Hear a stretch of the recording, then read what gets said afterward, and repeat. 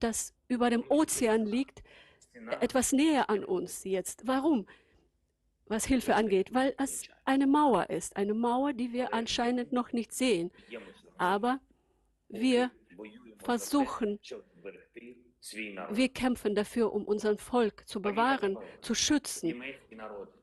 Meine sehr verehrten Damen und Herren, liebes deutsches Volk, ich bin sehr dankbar an alle, die uns unterstützen, an einfache Deutsche, die den Ukrainern helfen, an die Journalisten, die ehrlich und aufrichtig ihre Sache tun und das ganze Böse zeigen, was Russland über uns gebracht hat, an die deutschen Firmen, die Moral über den Profit gestellt haben und schon diesen Schritt getan haben, die nicht nur Wirtschaft sehen. Und wir sind auch den Politikerinnen und Politikern dankbar, die doch diese Mauer versuchen zu durchbrechen, die Schritte unternehmen, die zwischen dem russischen Geld und den toten ukrainischen Kindern Leben wählen, sich für das Leben aussprechen und für Sanktionen gegen Russland, die uns Frieden bringen können, aussprechen. Wir sind Ukraine, wir sind in Europa.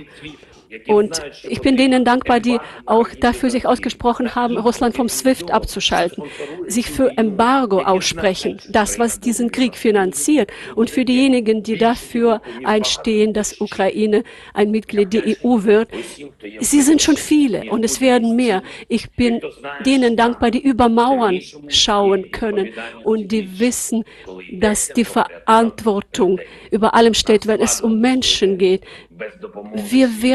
Es ist schwierig für uns, ohne ihre Hilfe, ohne die Hilfe der Welt, das zu überstehen und die Ukraine zu verteidigen, Europa zu verteidigen, ohne das, was sie noch für uns tun können, damit man sich nicht hinterher fragt nach diesem Krieg, nach den zerstörten Städten, Kharkiv.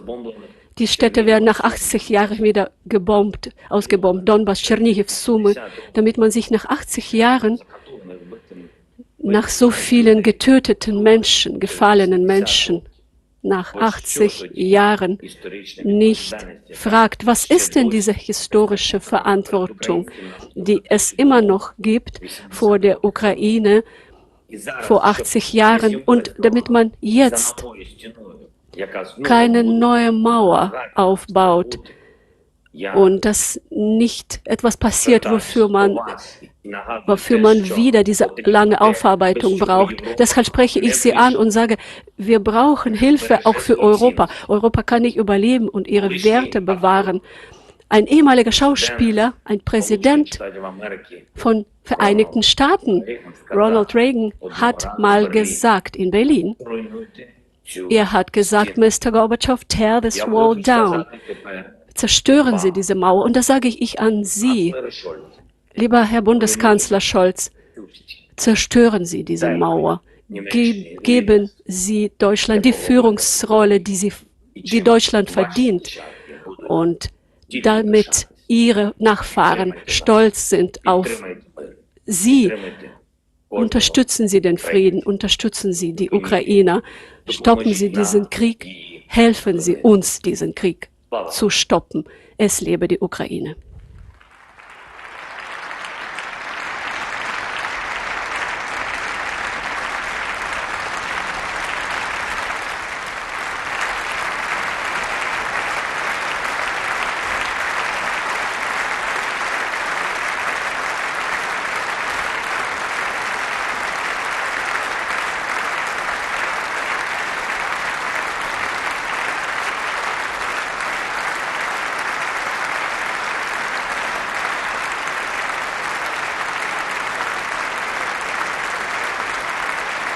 Дуже дякую.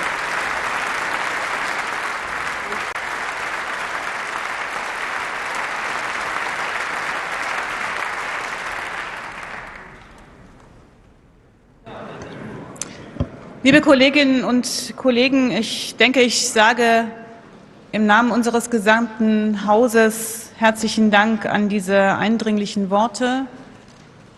Der Krieg muss aufhören und ich bin sehr dankbar, dass die Parlamentspräsidentinnen und Parlamentspräsidenten der G7-Staaten und des Europäischen Parlaments ein starkes Zeichen des Zusammenhalts und der Solidarität mit der Ukraine gesetzt haben. Wir haben uns gestern mit unserem Freund Ruslan Stefanschuk, dem Parlamentspräsidenten der Ukraine, ausgetauscht. Auch er hat sehr eindringliche Worte an uns gerichtet. In der Sitzung, in der ich Bärbel Bas vertreten habe, wurde eine gemeinsame Erklärung verabschiedet. Wir betonen darin nachdrücklich die Souveränität der Ukraine. Wir bekennen, dass wir Seite an Seite stehen mit der ukrainischen Werchowa Rada und mit ihren frei gewählten Abgeordneten, unseren Kolleginnen und Kollegen, die wir von hier aus ausdrücklich grüßen, die ihre Arbeit im Parlament unter diesen Bedingungen auch weitermachen.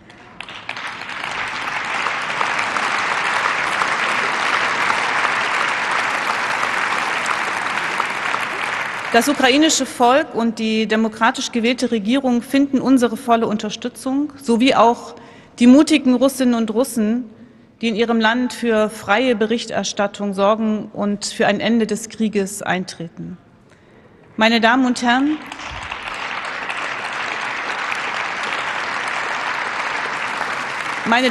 die Parlamente der G7 bekennen sich zu ihrer Verantwortung, Menschen zu helfen, die vor dem Krieg aus der Ukraine fliehen, und sie aufzunehmen und den Staaten beizustehen, die als Nachbarländer eine besondere humanitäre Aufgabe zu erfüllen haben. Gestern haben wir hier bereits darüber debattiert, werden das heute noch einmal tun, über Republik Moldau, aber eben auch über unseren Nachbarland Polen. Deswegen freue ich mich, dass auf der Tribüne auch Platz genommen hat der stellvertretende Außenminister der Republik Polen, Herr Minister Szynkowski-Welzek.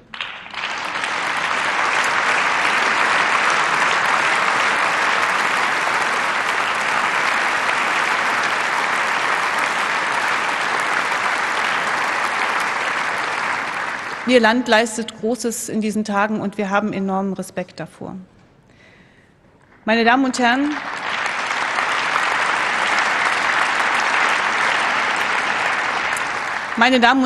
mir bleibt nur, und Herr Melnik, ich bitte Sie herzlich, das Ihrem Präsidenten noch einmal auszurichten. Dziękuję wam, herzlichen Dank und Slava Ukraini.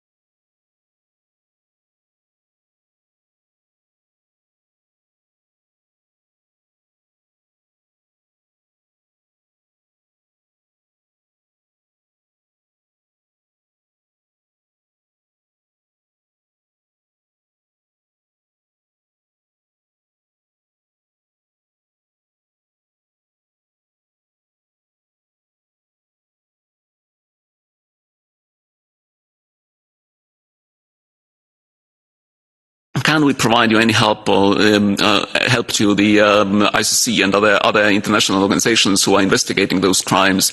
Because obviously, at the end of the day, we need usable, documented, forensically usable evidence when it comes to the court, and when we are going to bring those perpetrators, including Putin, to justice. So can we do anything more than we are doing now? Because those organizations are limited in their resources and also in their access to the the ground, and obviously the priority for Ukrainian army is fighting the war, not just collecting evidence of the crimes.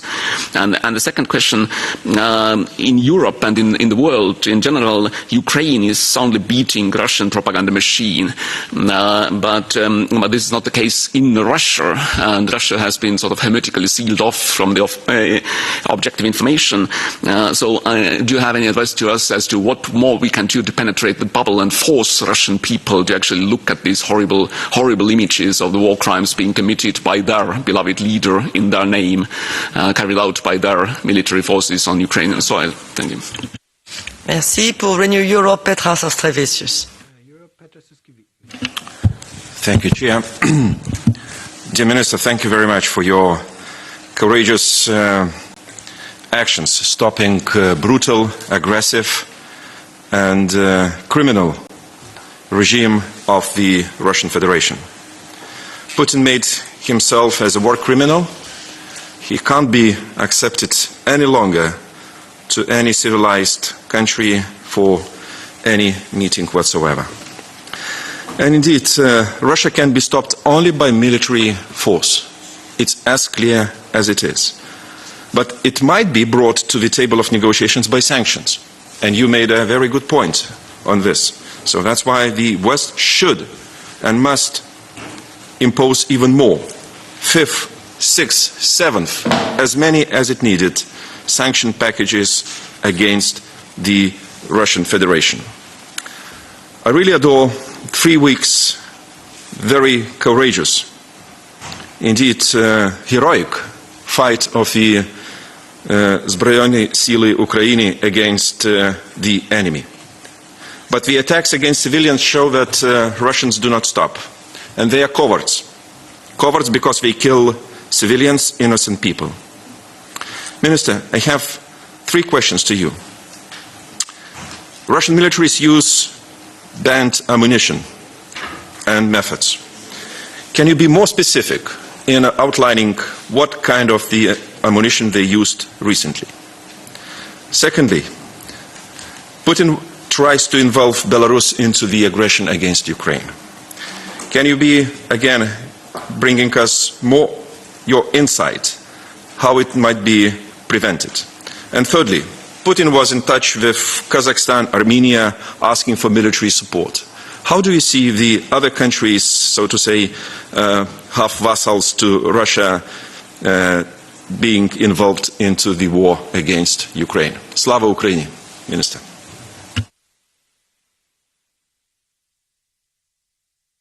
Markéta Gregorova, par les Verts, pardon. Thank you, Chair, and thank you, Minister. Ďakujem moc, čo vy si vodní s nami. We have very little, very precious time, so I will be rather practical. Firstly, the question of no-fly zones over humanitarian corridors is a sensitive one. There is no doubt. However, I do believe that they are an important part of negotiations and that there doesn't have to be further escalation of the conflict. On the contrary. So I want you to know that there are people in the EU who are open to this discussion. Secondly, and very concretely, there are reports about the Russian Navy approaching Odessa with 8 landing ships. Can you confirm that? And do you think the defense of Odessa is sufficient? Are there specific weapons which could help you to destroy that armada in case it attacks?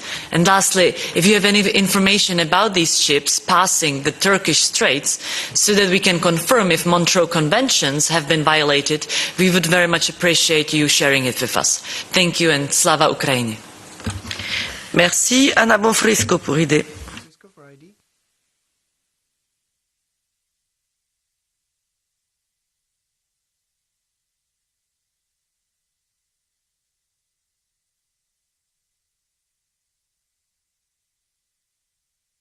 Mrs. Bonfrisco, could you please press on the speak button?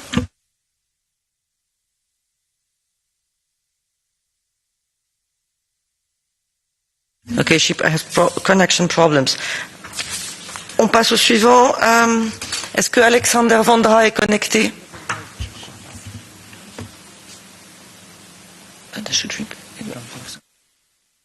S'il n'est pas connecté, je passe la parole à Fabio Castaldo.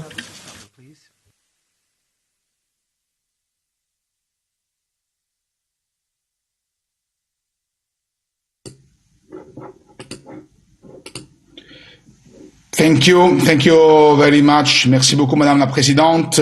Thank you very much to Minister Reznikov. I would like to once more warmly welcome among us. I would like to thank you for your government and all the brave Ukrainian people for the fierce opposition you are mounting to the barbaric aggression you are facing every day by Russia. And as I said several times in these dramatic days, this is not a conflict between two states. You ask us to condemn those actions and to say that Putin is a war criminal. Well, I do not have any problems to reiterate that Vladimir Putin is a war criminal and his attempt to prevent Ukraine from deciding its own future rooted in democracy and respect of human rights, it is unacceptable in our words. So thus this is an attack to the whole multilateral order and to all the core values of your country and the European Union. We stand by your side, and in this house you will always find friends and allies committed to your support. Let me ask a few questions, if you allow me, dear Minister Reznikov. First of all, I'd like to ask you to elaborate further on the recent intelligence reports that speak about a potential Kremlin intention to organize a fake referendum in Kherson along the same lines as the ones already conducted in Donbass, in Luhansk, and even before in Crimea. It is a concrete possibility, and do you think that Russia would use this tactic in Kherson and other regions with the false and vain hope to legitimize somehow the invasion or legitimize a possible annexation of the oblast occupied so far? Another element of great concern is of course related to the redeployment of Russian troops from other world theaters to Ukraine. According to intelligence sources, the Kremlin has already mobilized regular troops and paramilitary units previously stationed in Chechnya, and there are allegations of the relocation of personnel and assets from Syria, from Nagorno-Karabakh, and even troops belonging to the infamous Wagner group that were spread in third countries. Can you confirm these rumors and the entity of these rumors, and what could be their impact on the conflict in your opinion? And lastly, I would like also to move the focus to another domain, probably less covered. Can you please conclude, Fabio? But crucial from the outcome of conflict. This is the cyber domain, which was the degree of intensity of Russian cyber warfare still nowadays, and how can we cooperate more? How can we intensify our support also in the cyber domain? Thank you very much. Thanks for your brave and strong fight. We are beside you. Slava Ukraina. Merci. Est-ce qu'on peut réessayer Madame Bonfrisco?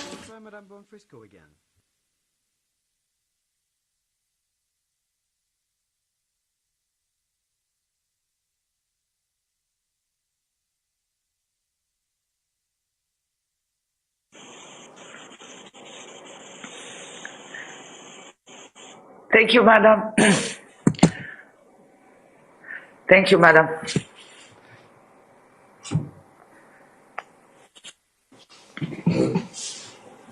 Can you speak, please? Thank you, Madam. I have the floor. Signor Ministro della Difesa, io sono particolarmente vicina alle esigenze del suo popolo e alle cose che lei ha detto stamani, e sono anche convinta che meriti il popolo ucraino tutta la nostra solidarietà. Io rendo omaggio alla forza e alla grande difesa che il popolo ucraino sta facendo non solo della sua terra, dei suoi confini, ma anche della sicurezza dell'Unione Europea. Gli alleati NATO sono uniti nel riconoscere le atrocità della war by choice voluta dal presidente Putin contro un paese che non ha nessuna colpa se non quella di vivere pacificamente e non aver mai costituito nessuna minaccia. Io credo invece che Putin abbia deliberatamente scelto di attaccare non solo l'Ucraina, ma tutti i valori dell'Occidente che noi insieme rappresentiamo. E questa guerra cambierà il mondo, inevitabilmente. Stiamo già vedendo i segni dei cambiamenti. Sono rivalità sistemiche globali. È una guerra che ci coinvolge, anche se in modalità diverse, ma che richiede il nostro sforzo comune per aiutare voi oggi, aiutando l'Occidente a restare libero. Ecco perché le chiedo solo cos'altro, oltre quello che l'Europa ha già tempestivamente fatto, cos'altro noi possiamo fare per aiutare l'Ucraina. Grazie. Merci, Monsieur le Ministre. Je vous redonne la parole pour répondre à cette première série de remarques. Je vous propose de parler pour environ une dizaine de minutes pour que nous puissions ensuite continuer l'échange.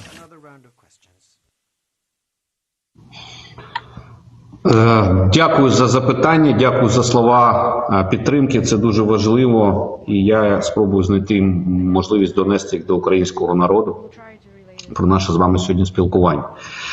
Декілька запитань повторювалися, тому я спробую їх об'єднати. По-перше, було питання про можливу участь Республіки Білорусь. Ви знаєте, я в свій час перед початком цієї відкритої фази агресії декілька разів помилявся. Я був абсолютно переконаний, що Путін не наважиться застосовувати ракети та бомби та авіацію проти мирного населення. Я був переконаний, що він наважиться на вторгнення, але я не думав, що він буде бомбити цивільні міста. На жаль, я помилився. Тому зараз робити припущення щодо Республіки Білорусь я можу знову помилитись. Але наші спостереження, наші дані розвідки говорять про те, що населення Білорусі, а військові Білорусі теж відносяться до категорії населення, не хочуть цієї війни. І для них ця війна буде зрозуміло, що вона буде нищівною для країни, нищівною для стосунків між Україною і Білоруссю. Тому я просто маю надію, що не буде надано наказу наступати білоруській армії проти України. Білоруська армія нараховує, якщо не помиляюсь, 45 тисяч вояків всього на 10 мільйонів населення. І відповідно це буде носити тільки політичний символ для Путіна, якщо білоруські війська зайдуть в Україну, але це буде руйнація всієї системи оборони та безпеки Республіки Білорусь. Тому я залишаю оптимістичну надію, що цього не відбудеться. Але ні для кого не секрет, що, на жаль, аеродроми Білорусі використовуються для літаків Російської Федерації. Вони подають набої, вони подають паливо для танків і використовують як логістичний майданчик Республіку Білорусь, воюючи проти України. Що стосується інших питань, закрите небо. Шановні депутати Європарламенту, питання закрите небо – це питання життя тих дітей і тих жінок, про які я вам вже розказував. І це не є технічна проблема, тому що сучасні технології дозволяють закрити небо і не пропускати ракети, крилаті ракети, які прилітають сьогодні на територію України. Тому що сьогодні незахищеною є Харків, Маріуполь, Львів, Івано-Франківськ, Житомир, Вінниця, Київ. Наша система протиповітряної оборони робить все, що вона може зробити, але цього недостатньо, тому ви бачите, які шалені руйнації. Чим довше буде вагатися керівництво кожної країни, від якої це залежить, тим більше людського життя буде втрачено. І тим більше потім грошей європейській спільноті прийдеться заплатити для того, щоб допомогти Україні відновити ці зруйновані дома, зруйновані дороги. Але не можна буде відновити людське життя, яке втратить Україна. Тому чим довше будуть вагатися, тим більше буде це сприйматися нащадками, як співучасть в злочині, який коїться сьогодні злочинцем Путіним і його прихильниками в Кремлі. Тому, будь ласка, приймайте рішення, тому що ваші виборці дадуть цьому оцінку. Що стосується ризиків в Одесі з Чорного моря, проходження через Босфор військових кораблів, я маю надію, що юридична оцінка буде цьому надана. Тому що весь світ бачив, як вони накопичують військову армаду, в тому числі через протоку Босфор-Дарданели, як вони заходили в Чорне море і накопичували там свої війська. Одесити готові до спротиву, Збройні сили України готові до спротиву і чекають ворога не з оголеними руками. Що стосується намірів провести референдуми в Херсоні і зробити Херсонську так звану Народну Республіку, як вони це робили на Донбасі, населення України вже їм продемонструвало, що вони їх не хочуть там бачити. Плани Путіна, що його будуть зустрічати з квітами на українських вулицях, провалилися. Його зустрічають з кулеметами, з гранатами або з доброю лайкою від простих жінок. І навіть спроби придумати якусь там юридичну конструкцію, вони протизаконні і проти Конституції України. Тому що є закон України про референдум, є відповідно записано в Конституції, що у нас територіальна цілісність, у нас унітарна держава, і будь-які рішення будь-якого місцевого рівня, вони є протизаконні. Щоб там вони не придумали, який театр фарсу вони би там не влаштовували. Чим може ще допомогти європейська спільнота? Повторююсь, санкції мають бути ніщівними, руйнівними для економіки Росії, справжніми, неуявними. Будь ласка, перестаньте висловлювати просто стурбованість. Треба рішуче діяти, так, щоб росіяни зрозуміли, що вони підтримують свій режим і вони мають за це теж платити. Сьогодні матері російських солдат не можуть поховати своїх дітей. Тому що, я вам вже казав, більше 10 тисяч вбито російських солдат на цій війні, яку розв'язав Кремль. Але, на жаль, міжнародні організації продемонстрували свою слабкість, і я навіть собі дозволю жорстке слово, імпотентність. Не працює ні Червоний Хрест, ні ОБСЄ, ніхто не працює на території сьогодні України в реаліях. А бюджети, які вони мають, напевно, дуже шалені. Тому питання фіксації злочинів, які порушили ви, колеги, це дуже важливе питання. Ми з радістю приймемо таку допомогу, тому що за ці злочини вони будуть платити. Вони будуть платити і грошима, і на лаві підсудних ті, хто безпосередньо дає накази вбивати українських людей. Тому сьогодні, будь ласка, будь-яка допомога, яку ви можете зробити, ми її щиро приймемо. Але в першу чергу нам потрібні рішення урядів ваших країн про надання нам летальної зброї, без обмежень, без бюрократії, без страху. Подарунок, міжнародну технічну допомогу, продати за гроші. Будь-який варіант нас влаштовує. Дякую.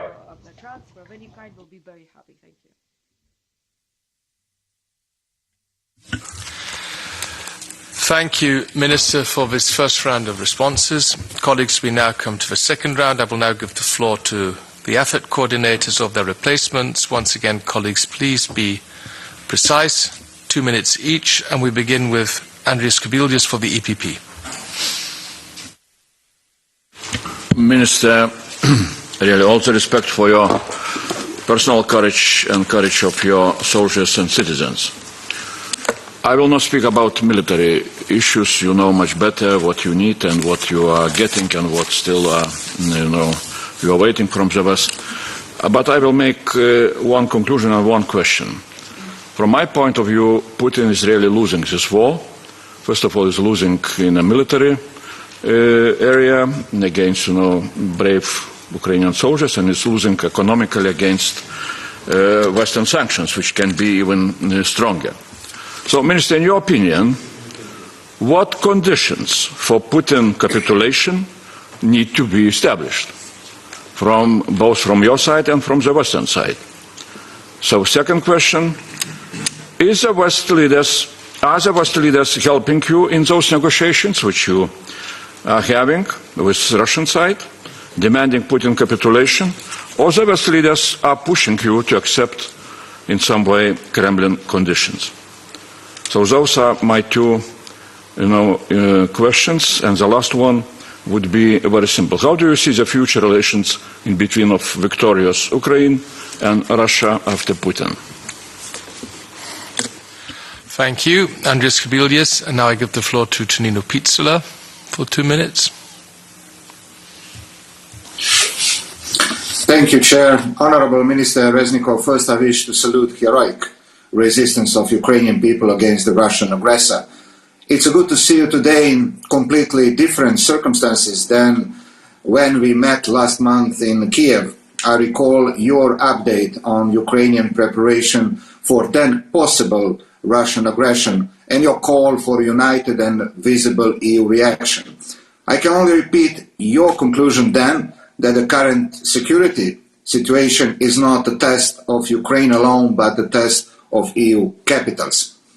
Yes, our reaction was unprecedented, visible and united, but we can and we need to do more. This is not time for calculation of economic gains and losses. It's time for decisive action. By defending itself, Ukraine is fighting for European security. I would like to ask you a couple of questions. How do you assess the state of Russian military forces that evidently did not reach the goals and expectations set ahead of their aggressive attack? How do you comment the so-called 15 points as a proposal for agreement?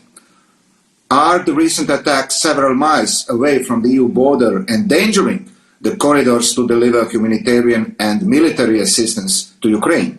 And lastly, I'm coming from Croatia, and unfortunately, we understand your suffering after going through similar experience 30 years ago. A week ago, an armed drone of 6 tons, assumingly originating from Ukraine, fell in the middle of our capital, Zagreb. Could you share more information on this incident? Thank you. Slava Ukraini. Thank you, Tonino Pizzula. For Renew, Dragos Tudorake, 2 minutes. Thank you, Chair. Good morning, Minister Reznikov. You've described in your first address atrocities that we've seen ourselves. I can only imagine what it must be to actually live them. And it is also clear that the underlying rationale for Putin and his army was to use such atrocities to undermine the determination, the morale of your troops, as well as the morale of the rulers, such as yourselves, and thus give up and surrender.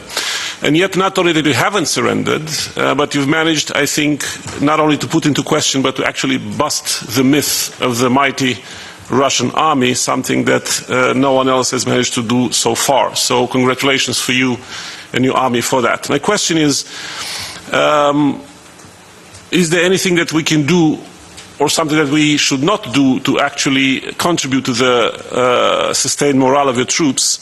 The second question, for Kiev and Odessa, should it come to a complete siege of these cities, do you have sufficient supplies, military and civilians, to actually sustain a long period of time? And then, when it comes to the much debated airspace control, would the supply of efficient and longer range drones and air defense systems be enough of a proxy for a no-fly zone imposed by NATO? Thank you. Thank you, Dragos. Replacing Thierry Mariani, I give the floor to Jack Madison. Thanks so much, Mr. Chairman, and thanks a lot for Minister. We all, with our joint mission up from African City, we met 3 weeks before the war, and at this time I was more than sure that Ukrainians are ready to fight. They were very calm, they were very well prepared, there were no panic, and today we see, after 3 weeks of the war started, that they are doing more than anybody expected from the Western countries. There has been a lot of speeches and the questions that what can we do more and which kind of help you need. I think it's totally clear. Ukrainians are strong enough to fight on the land. They have the military equipment to fight against Russians. There is no need for the military help on the ground. But the things what we all know is that they need to have a control over the sky. It's of course a political decision from the countries or from the NATO or from the alliance of the countries to close the sky or not to do. But if we don't close the sky, at least what we can do is to provide military help, especially anti-plane equipment and fighters. We were very, very close that Ukrainians will get the MiG fighters. They know the MiG fighters very well, and they will get it from Poland. Unfortunately, our good friends from Washington they were too afraid. They were afraid that they are triggering the war. But I can't imagine where we're going to trigger the war. Europe is in the war already. And if you want to find arguments that at this point we have a third world war, no. I think in this case, in 20 years, we're going to read in the history books that the third world war started 24th of February 2022. Because all the wars, they will last for 5-6 years. And if we don't stop this war now, there in Ukraine, the question is, who's next? Well, I know pretty well. Estonia is next, Poland is next, Moldova is next. We have to stop them now, and that's why we have to make the huge political pressure to our own governments in Europe to provide this military help to have a control over the sky. Thank you so much. Thank you, Jack Madison. I have no request from the Greens, so we continue with Anna Fatiga for the ECR.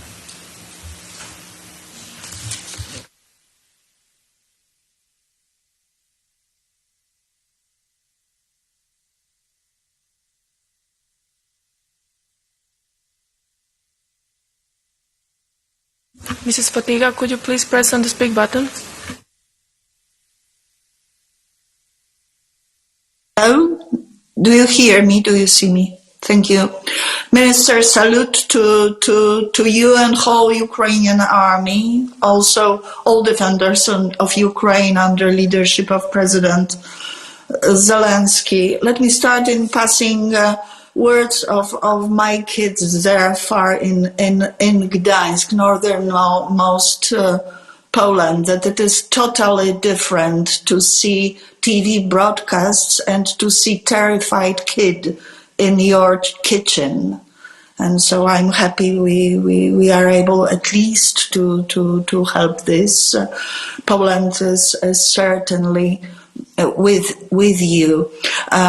Yesterday's verdict of The Hague ICJ, in my opinion, makes it more feasible, even more feasible, resolute actions, because in view of international law, we have the obligation to prevent ongoing crimes against humanity, and I have no doubts this process has been introduced by Russian Federation already in 2014 on Ukrainian territory and engaged in presentations also by a variety of channels to The Hague.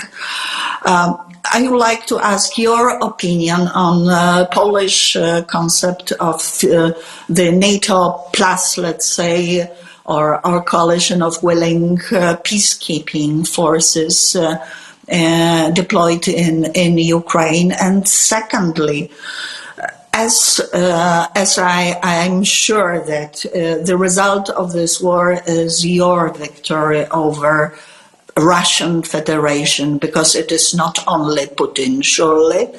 These are also ordinary Russian military perpetrating war crimes there. So it should be much broader. What kind of actions against impunity of Russia are more feasible? The ICC verdict or special tribunal? What do you think? Thank you, Anna Fatiga. I have no request from the left, so I give the floor now for the non-inscrit to Martin Genjishi. Thank you, Chair. Honourable Minister, thank you very much for being with us today. I would like to express my admiration for your perseverance and for your heroic resistance against the Russian aggressor, and express my solidarity with the Ukrainian people. I agree with those who say it's not only a war for Ukraine's sovereignty, but it's a war of civilizations, and in this respect we do need to do more. I have three specific questions. One of them concerning the foreseeable raid against Odessa. I'm curious to know what is happening in Transnistria. Are there any Russian troops there that are ready to be deployed and take part in this war? What information do you have on your side on Russian military forces in Transnistria, and is there an imminent danger of them getting involved in the war? My second question concerns military equipment. I would like to know if you can share with us some information as to how well the territorial defense units, the Teroborona, are equipped as far as military equipment is concerned. What is the supplies of fuel, especially diesel, munitions of war for the army and for the territorial defense units? My third question concerns IDPs. I don't know if you could share with us some your knowledge about migration patterns. The neighboring countries, like my country, Hungary, is prepared to receive the refugees arriving from the Ukraine.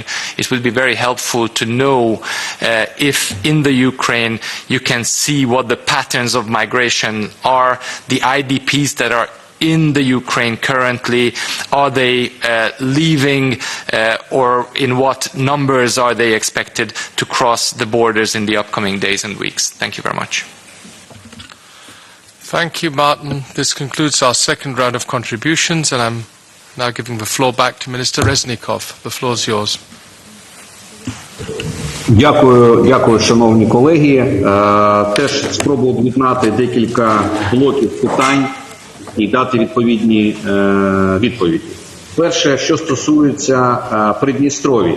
За нашими оцінками, в незаконному окупованому Російською Федерацією Придністров'ї, яке належить Молдові, приблизно около 5 тисяч вояків. Це складова і російського військового контингенту, і місцевих найманців.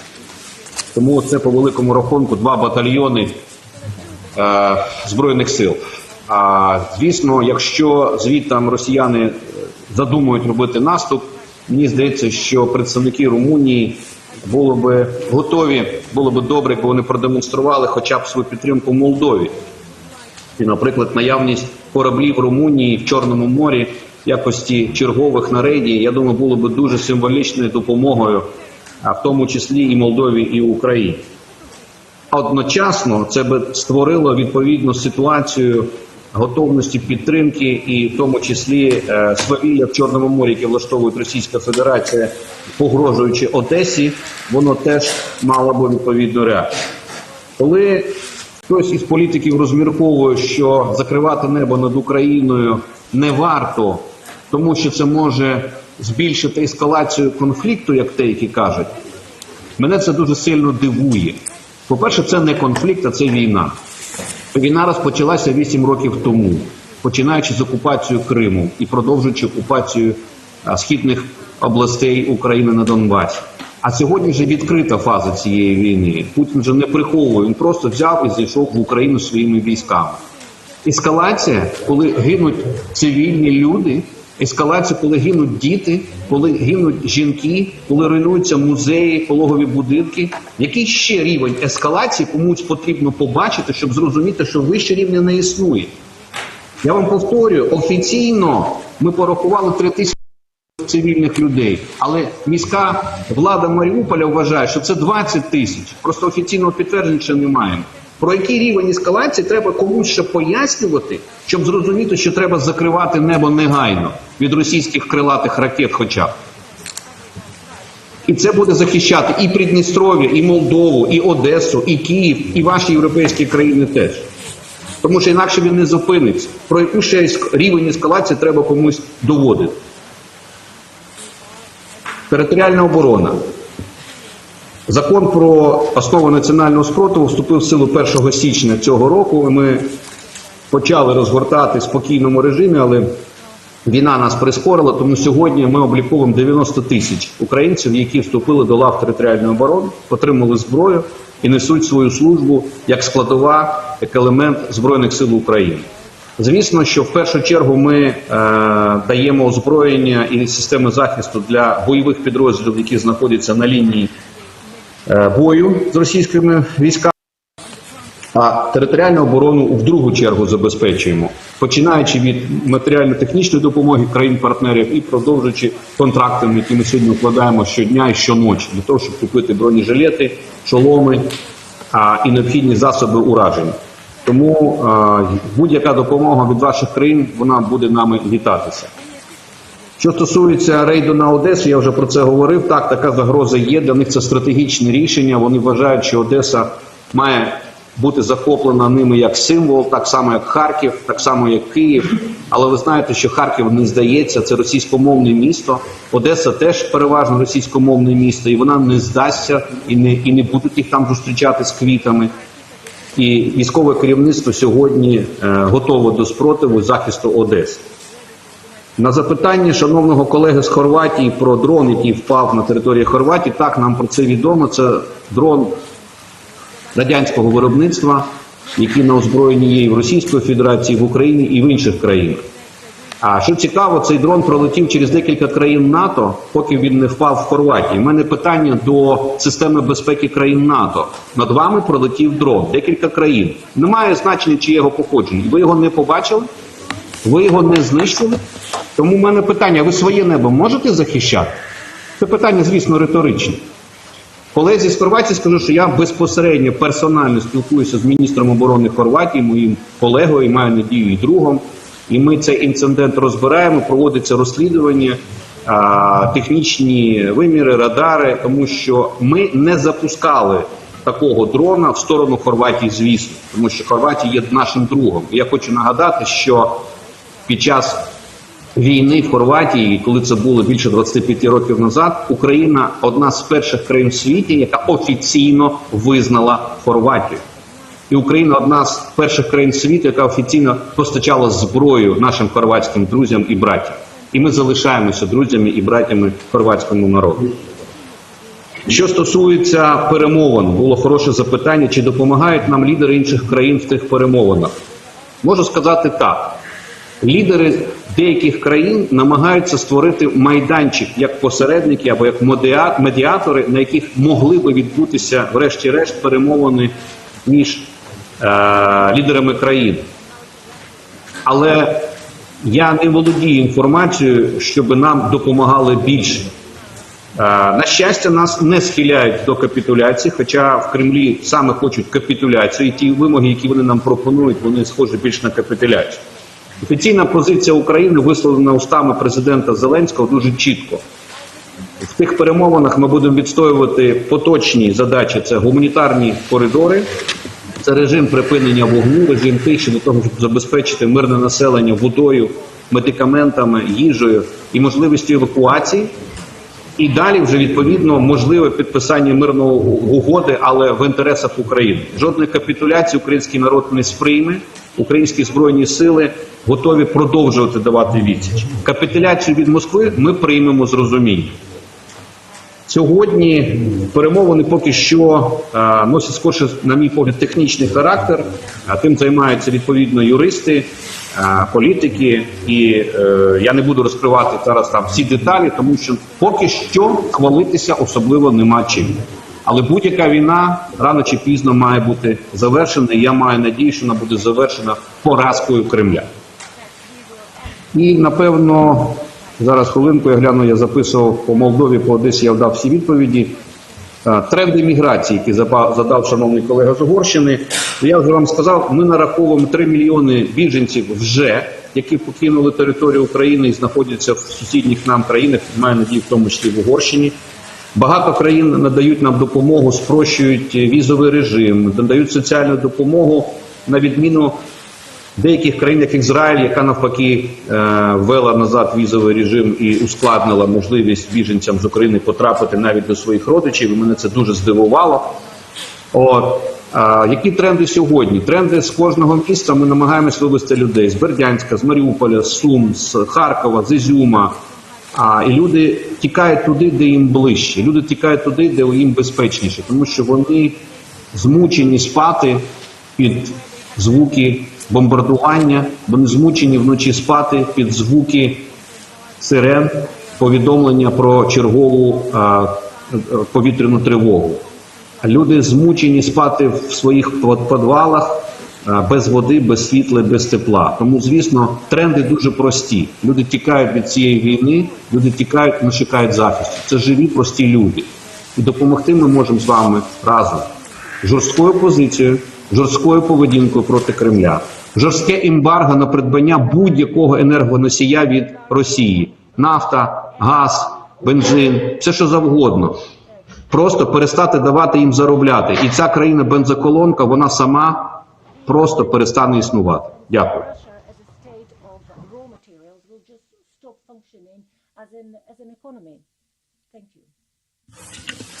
Thank you, Minister Reznikov. We know that you only have limited time, so we will have a short third round. According to the Dahon system, I will give the floor to a number of colleagues. The first is Michael Gahler for the EPP. Thank you very much, Minister. I share, of course, all expressions of admiration and support and solidarity from colleagues who spoke earlier. In order to clarify one thing, yes, I share your view. Vladimir Putin is a war criminal, nothing else. Somebody who stages an illegal attack on a peaceful neighbor, deliberately focuses on civilians and civilian installations, is a war criminal. My question goes first to the money that the European Union has pledged from the European Peace Facility, twice 500 million. Has anything of that materialized? So have you got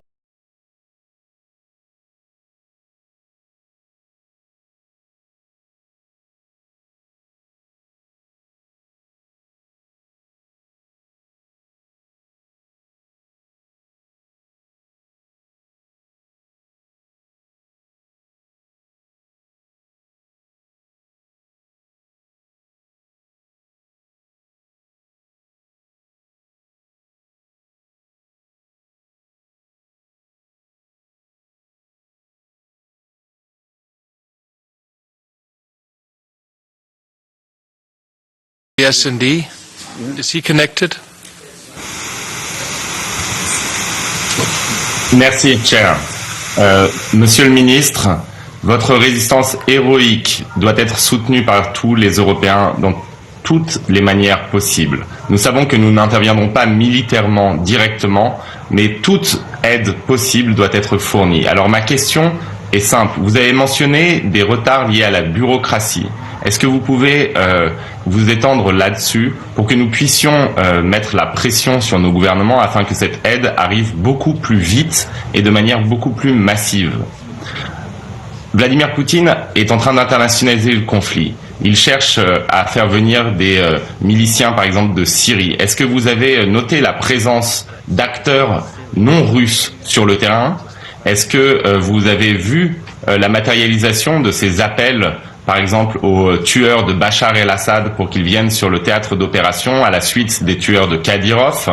Et enfin, sachez que nous devons, de manière impérative, cesser de financer la machine de guerre du Kremlin. Chaque jour, aujourd'hui, chaque jour, l'Union européenne, les pays de l'Union européenne versent 800 millions d'euros à la machine de guerre du Kremlin via nos importations de gaz et de pétrole. Ceci est notre devoir. Nous devons arrêter de financer le régime que nous cherchons par ailleurs par nos sanctions à ébranler. Slava Ukraine.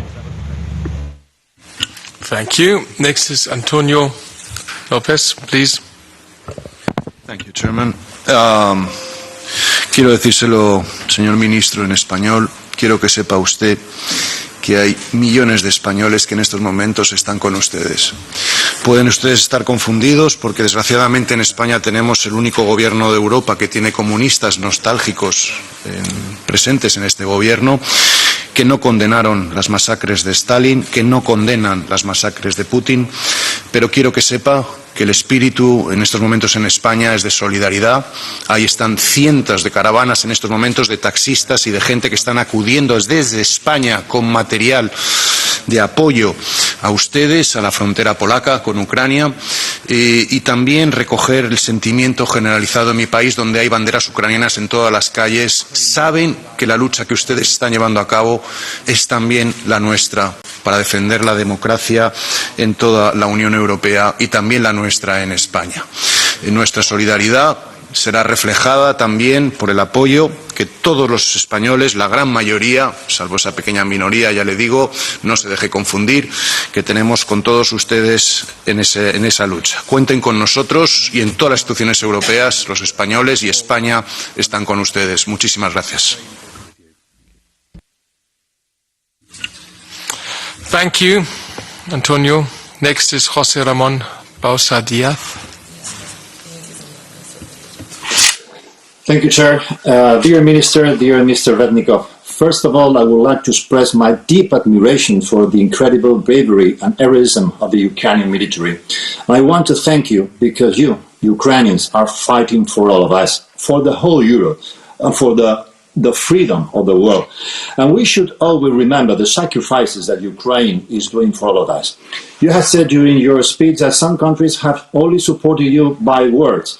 Real friends need to see each other. And I want, of course, to apologize because, unfortunately, the government of my country, yes, the government, not my country, not Spain, only sent weapons to Ukraine after enormous pressure from the Spanish people to do the right things. Because, sadly, we have a part of our government, they are friends of Putin, they are communists, they are communist group in our government, and I'm so afraid that they can always be helping Putin, so I apologize because of that, dear Minister. I can assure you, Mr. Rednikov, that you have the full support and total admiration of the whole of Spain. That is why I want to ask you, dear Minister, what else can SPY provide to Ukraine so you can continue to fight for you and all freedom? And what more can do we in Spain for Ukraine? Thank you so much, Minister, and keep the good fight, because I'm sure, absolutely sure, that sooner or later you will win. Slava Ukraini. Thank you. Juozas Olekas is next. Thank you, Chair. First of all, I would like to thank Mr. Minister for your fight, for your dedication and professionalism and heroism in this situation.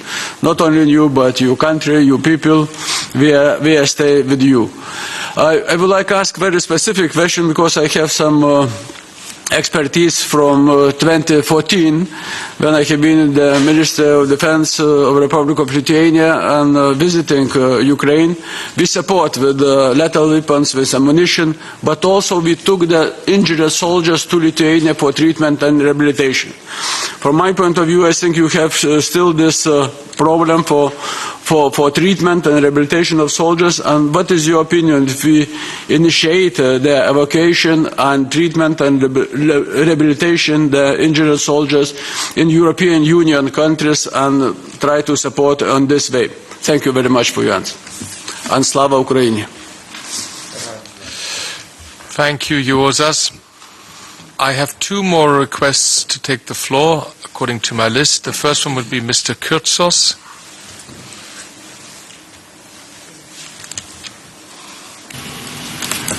Thank you, President.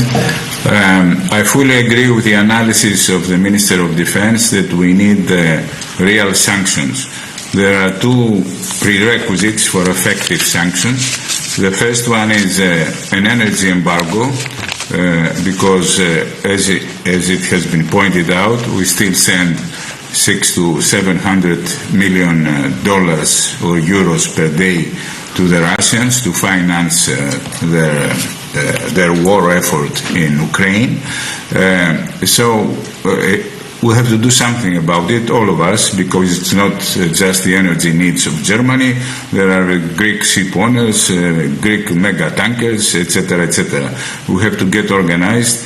And the second prerequisite has to do with Turkey. Turkey is willing to join the European Union, and it's also a very important NATO member, and does not participate in the economic sanctions.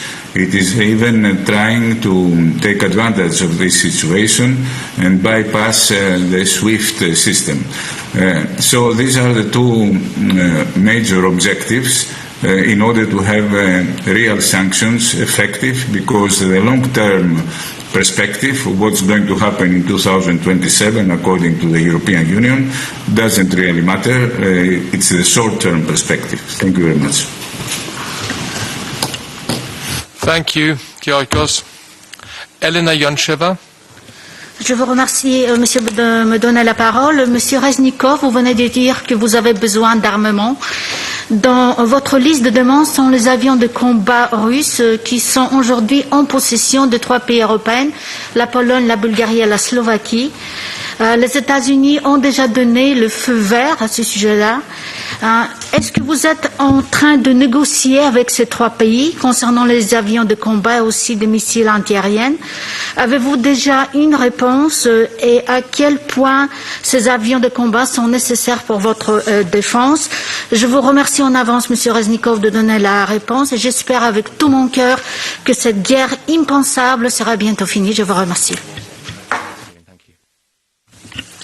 Thank you, Elena. Any further requests to take the floor? Please, Herr Schuster. Ja, ich möchte doch noch etwas zu sagen, weil ich einige Sachen doch etwas anders sehe. Und ich finde, es ist auch notwendig, dass das hier in dem Parlament angesprochen wird. Ich teile die Verurteilung Putins. Er ist ein Kriegsverbrecher, es ist ein unverzeihlicher Angriffskrieg, der auch eine entschiedene Reaktion des Westens und der gesamten Welt erfordert. Gleichwohl glaube ich nicht, dass dieser Krieg militärisch für eine Seite gewinnbar ist. Und deswegen ist es aus meiner Sicht absolut erforderlich, alles dafür zu tun, dass schnellstmöglich die Waffen schweigen. Das geht aus meiner Sicht nur über eine Verhandlungslösung. Und wir sollten hier darüber nachdenken, wie wir so eine Verhandlungslösung befördern können. Dankeschön. Vielen Dank, Herr Kollege Schuster. Gibt es weitere Wortmeldungen? Further requests to take the floor? Please, Ms. Che. Thank you very much, Chair, and thank you very much, Minister, for your presence here. And of course, just like my colleagues, I would like to express my deepest admiration to your country, to the perseverance of the fighters, and for the spirit with which you are defending not only Ukraine, but the entirety of Europe, as so many other colleagues have expressed before me. I would have 2 questions to you.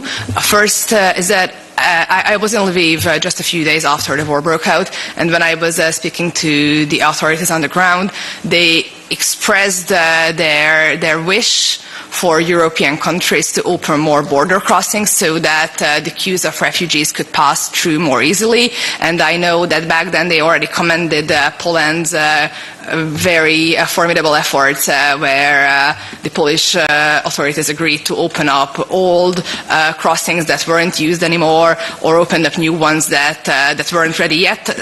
But I'm wondering if you have more information about how these negotiations going with other countries so that we could avoid this very difficult humanitarian situation that is at the borders.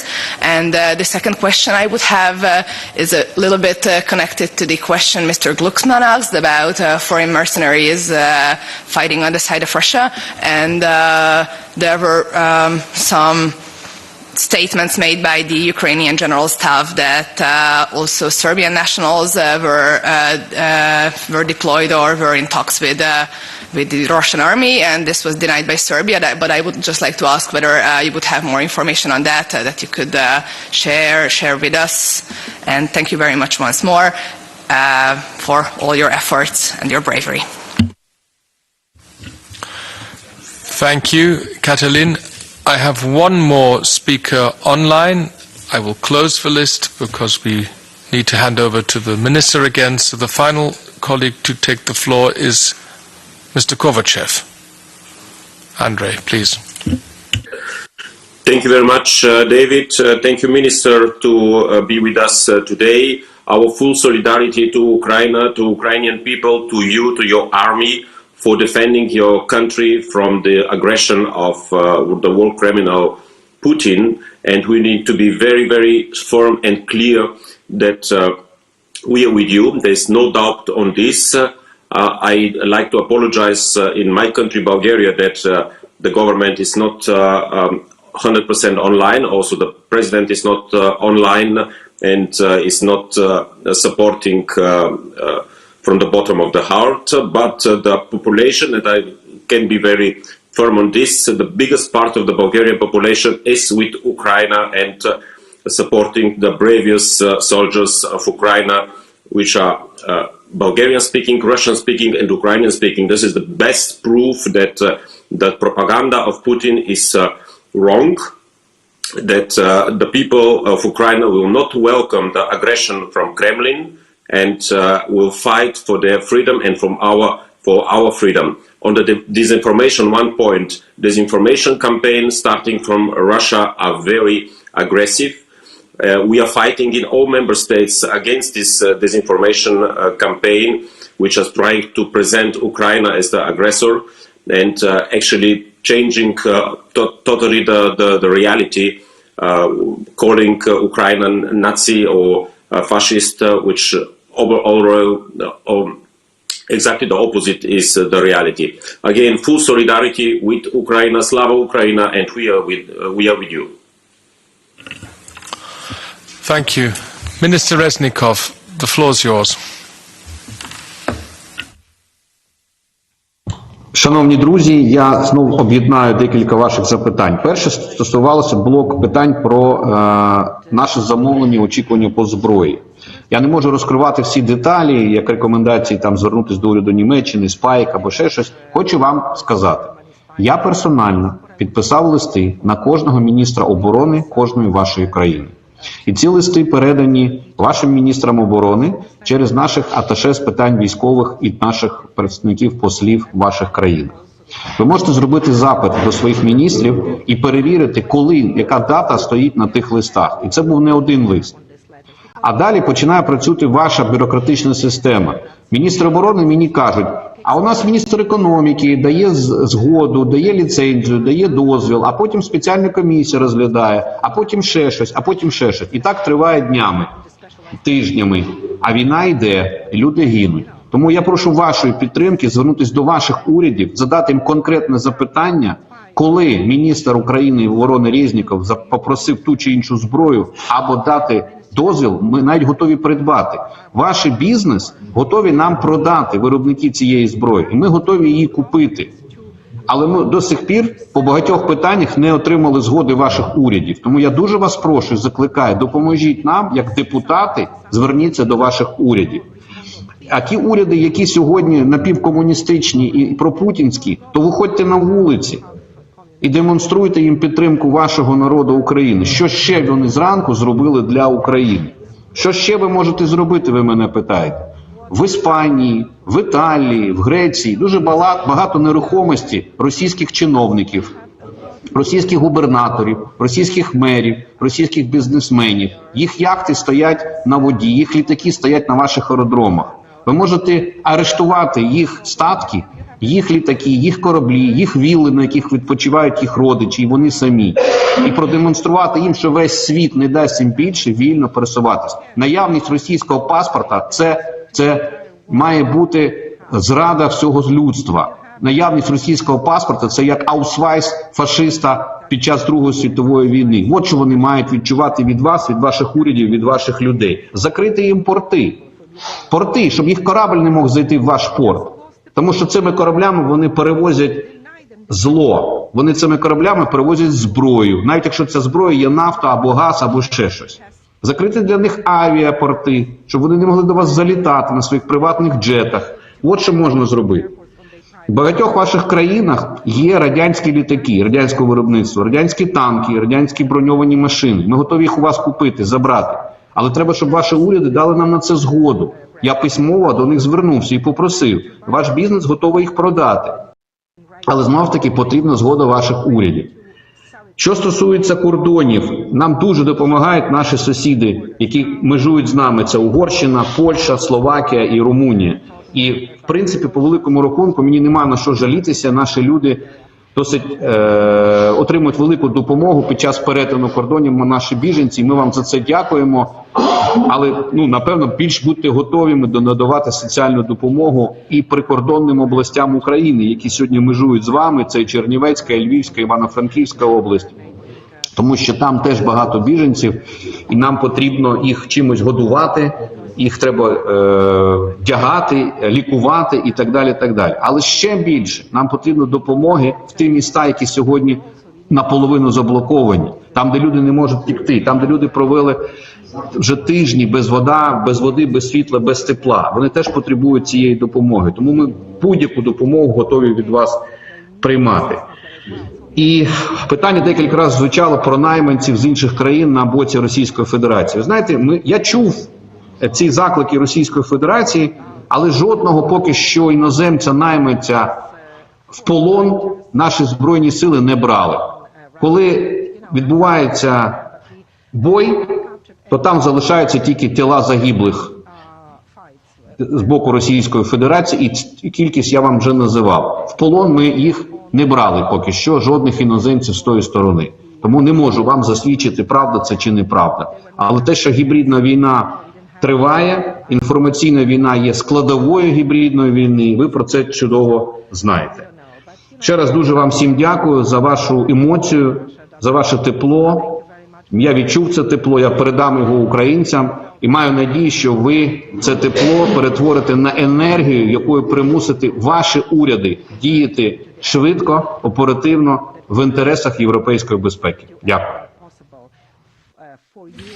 Merci, Monsieur le Ministre. Vous avez été très généreux de votre temps et de votre sincérité.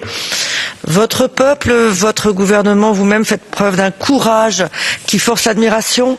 Et vous avez eu ce matin un courage particulier que je voudrais saluer, celui de la modestie, puisqu'à un moment vous avez même dit « je me suis trompé ». Alors je veux nous encourager au même courage de la modestie. Nous ne sommes pas là pour vous dire ce que vous avez à faire, comment vous devez vous battre ou comment vous devez négocier. D'autant moins que vous avez montré que vous n'avez de leçons à recevoir de personne.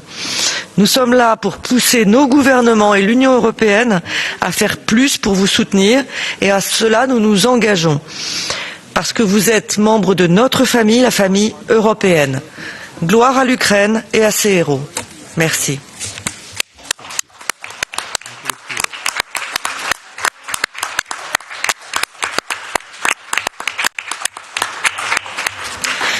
La séance est levée, je vous remercie.